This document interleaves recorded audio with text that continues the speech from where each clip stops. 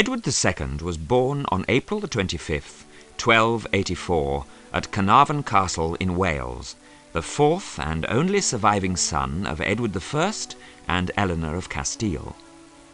As a child, he showed little interest in military training, although he grew up to be a physically powerful man.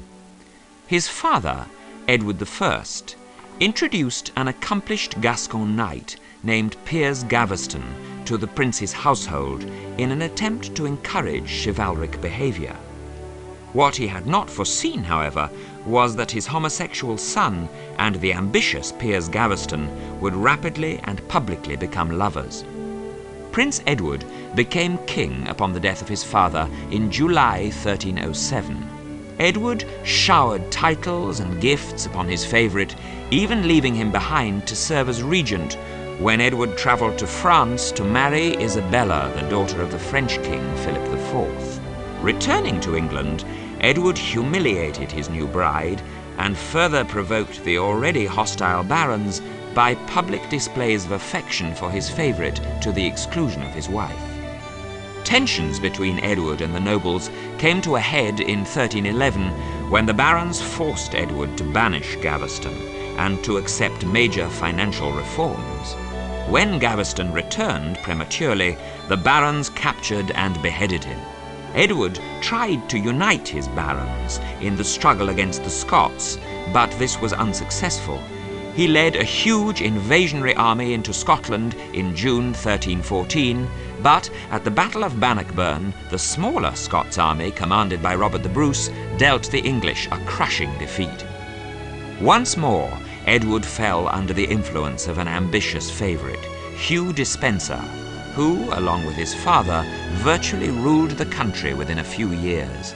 Cunning and ruthless, the Despensers miscalculated the degree of disunity among the barons, led by the Earl of Lancaster and the Mortimers, who finally forced Edward to banish the Despensers in 1322.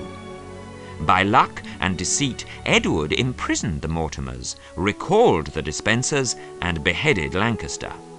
Opposition to Edward and his favourite evaporated, leaving them free to enrich themselves with land, titles and money at the expense of the nobles and including the Queen.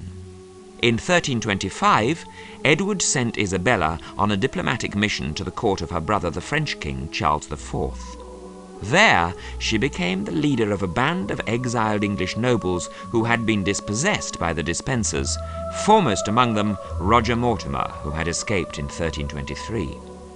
Together, Isabella and Mortimer, who became lovers, planned the overthrow of Edward.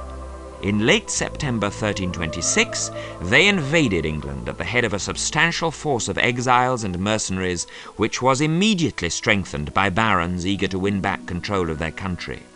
In November, Edward and Hugh Despenser were captured.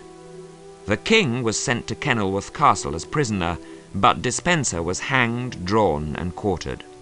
Edward was forced to abdicate on January the 20th, 1327, in favour of his son, who was crowned King Edward III on January the 29th.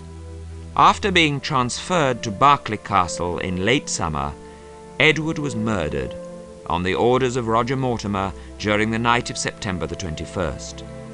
While two of his executioners held him down, a third inserted a red-hot iron into Edward's rectum and thrust this deadly implement deep into his bowels so as to leave no outward evidence of violence upon his body.